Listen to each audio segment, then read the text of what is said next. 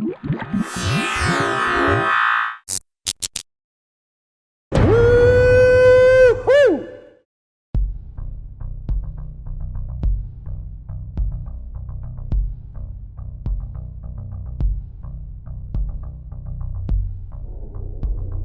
were talking about,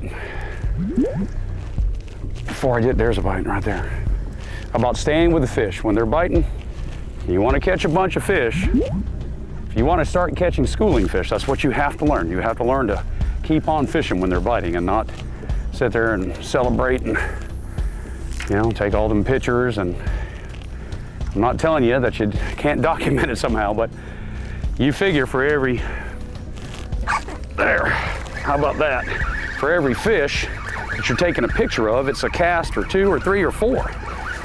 And when they're biting, they're biting. And this is a great example. I've not even moved the boat any.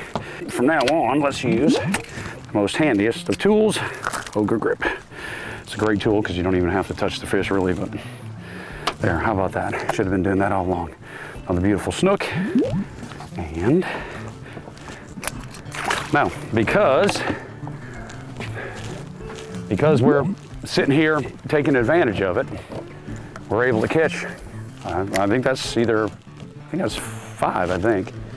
I'll have to go back and look at this. I think it is 5 or 4 or 5, maybe 6, I don't know. But regardless, if you're sitting there woohoo and taking pictures and all that stuff, which you absolutely should, shouldn't you? But if you are thinking and you're in a schooling scenario, which I know that we are. Now, it might not be a big school, and I'm not saying that this is 1,000 fish right here. But let's just say it is 5 fish. Well, guess what? I want to catch all 5 of them. When I learned about catching schooling fish, it was such an eye-opening experience. I had never caught schooling fish to the degree that I was shown how you could catch them. I really owe all that to, number 1, Rusty Rust, co-host of Fish and Affliction. We filmed for 10 years, 295 episodes, fishing with that man. Most of the trips we were together. But boy, I tell you what, Rusty, he is one that wants to catch every fish that swims. You have 2 different ways you can catch fish, to me, when I'm using artificials. Is what I refer to as one-offs, where you're going to go up the shoreline and you're going to pitch your lure to a spot, and you know, you might catch one there, one there, one there, one off a structure. But then you have schooling scenarios like this, and you know, all we're doing is preying on their instinct within their zone that they're comfortable in. Let's see if we can work the bite. We're going to put it right back in that feeding zone. There's definitely there it is right there. And it was on the drop. It's got to be a small snook. What do we got? Oh, that ain't a small one. It's a nice one. Look at there.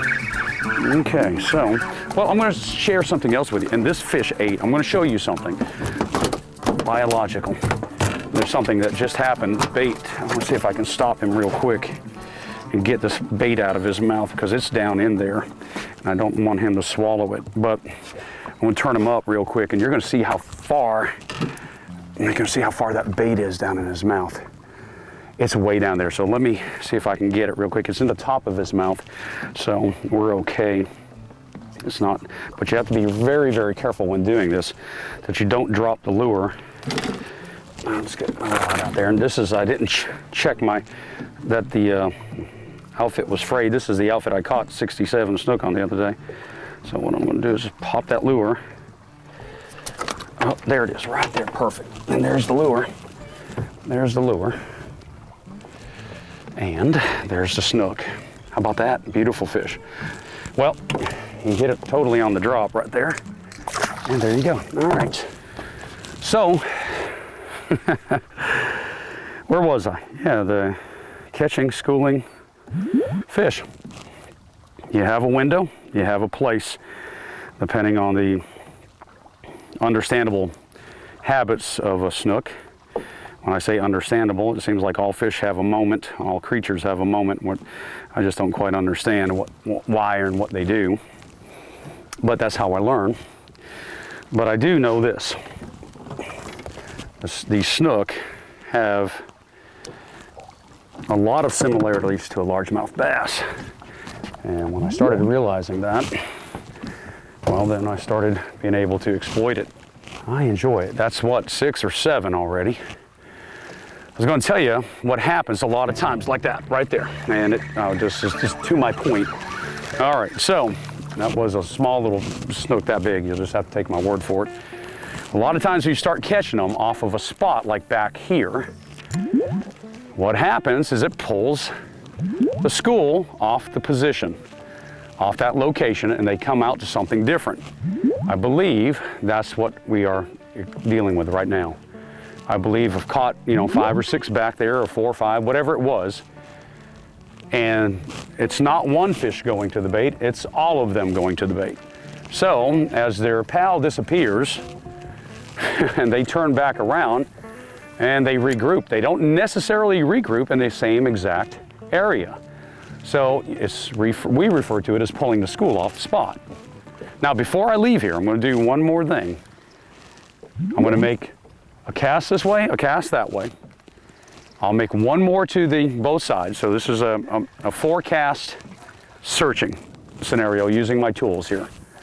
I'll just get up in here. I'm going to make sure that the bait runs through where I believe is the beginning of the strike zone, the feeding zone. There, right there. And that's one reason I did that. Okay, so this fish ate it. This fish ate it.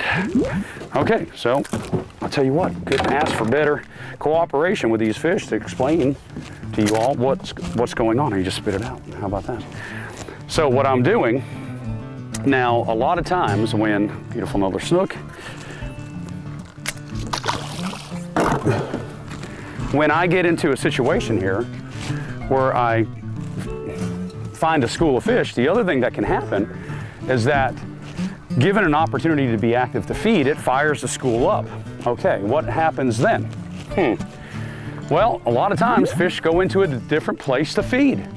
When it's time to feed, they don't just stay on the couch, so to speak, right? So it is possible that these casts that I have given to snook that were on the couch. On the couch just eating a snack, it might have put him in a position to say, you know what, let's get out there and feed, some baits come on by.